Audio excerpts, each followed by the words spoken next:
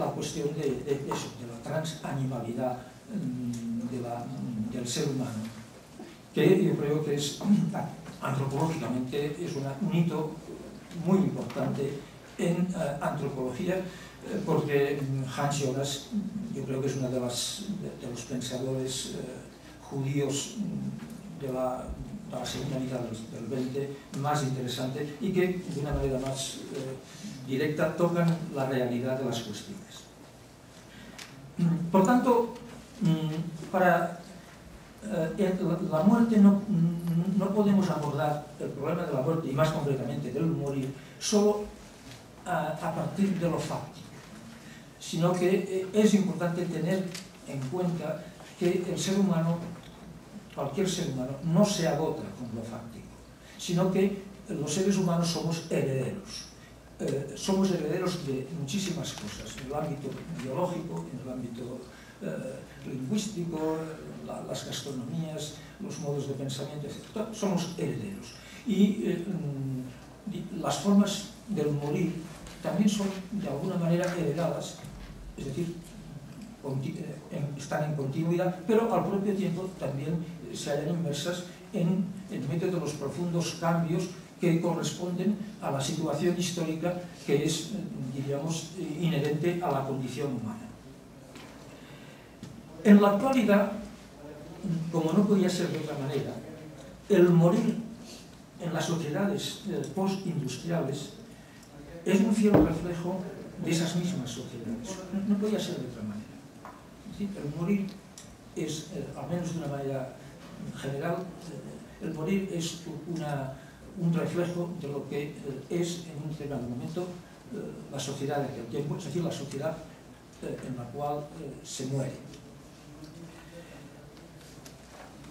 Eso podría ser analizado muy extensamente y yo solo me referiré muy brevemente a algunas consideraciones. En primer lugar, porque hay un exceso de información. En nuestras sociedades hay un exceso de información y un déficit muy notable de comunicación. Y aquí es muy importante distinguir entre información y comunicación. Una sociedad o una persona bien informada no es necesariamente una sociedad o una persona bien comunicada. Incluso, y eso hace ya muchísimos años que lo expuso Max Luhmann, que es uno de los grandes teóricos de la comunicación, la información puede convertirse en el muro, en el tabique de la comunicación.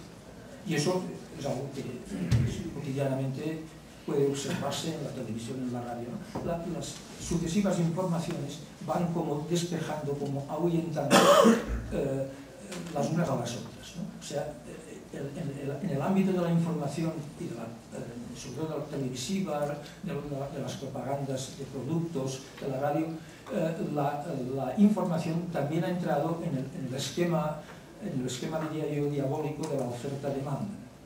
Y por consiguiente hay una oferta, diríamos, de monstruosidades, de casos, diríamos, excepcionales por su dureza, por su belicosidad, y por eso yo he trabajado en una facultad de comunicación, bueno, que tendría que denominarse de información, ¿no? Pero aquí hay un uso, diríamos, casi perverso de las palabras. Por eso las noticias, diríamos, que presentan eso que vulgarmente se dice morbo, son las que tienen actualidad, son las que interesan al gran público.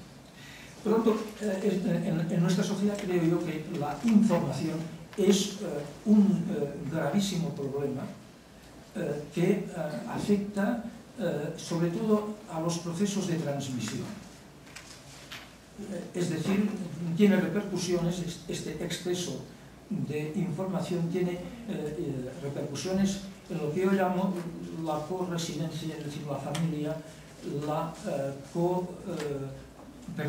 codescendencia, que es la familia, la corresidencia, que es la ciudad, y la cotrascendencia, que es los simbolismos religiosos, es decir, los universos religiosos.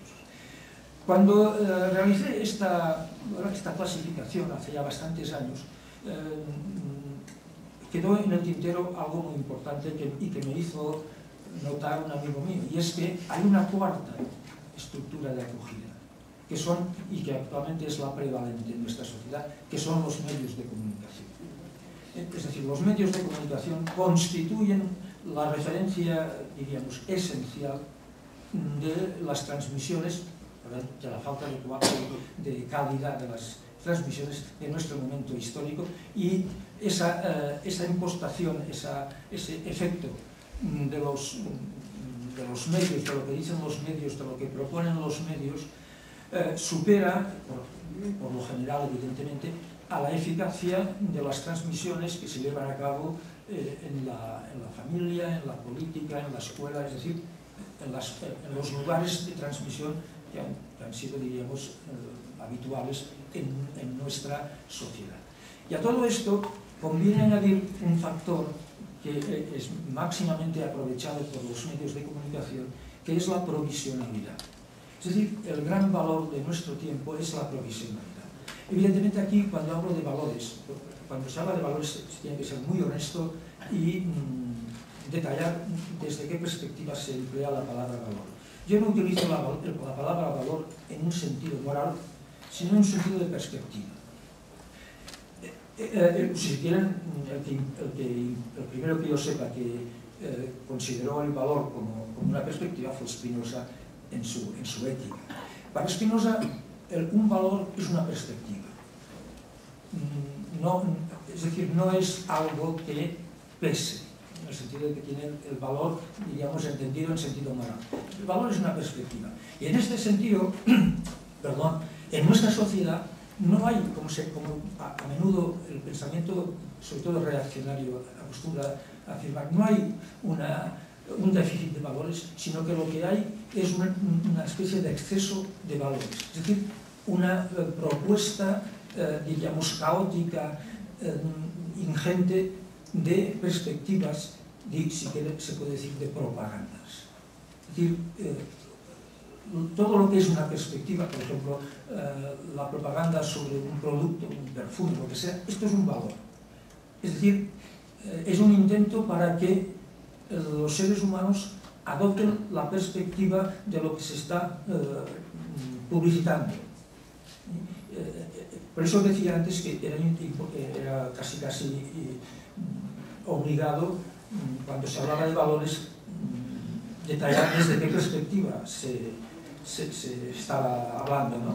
Porque evidentemente desde una perspectiva, diríamos, moral, se puede decir que posiblemente hay un déficit de valores en nuestra sociedad. Pero si la palabra valor tiene este sentido de perspectiva, que para mí eso es el interesante, porque bueno, aquí tendríamos que exponer la diferencia entre moral y ética, y eso, bueno, eso nos llevaría muy lejos, ¿no?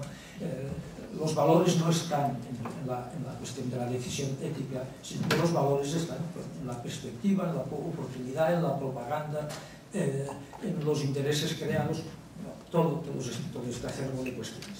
Por tanto, el morir en la sociedad actual se encuentra profundamente determinada por esa sobreabundancia de valores, sobre esta sobreabundancia de propuestas que tienen como un denominador la provisionalidad. Y el Star System es en definitiva una expresión, diríamos, de la idolatría moderna, pero que se basa en lo que es propio de la modernidad y sobre todo si se quiere, de la posmodernidad. Esta cuestión de las palabras es confusa, de la posmodernidad, en la que se ha dado y se está dando una sobreaceleración del tiempo, la cual provoca esa provisionalidad como valor característico de nuestro momento actual. En esta situación se produce un cambio radical en el estatus del moribundo, es decir, del morir personalizado.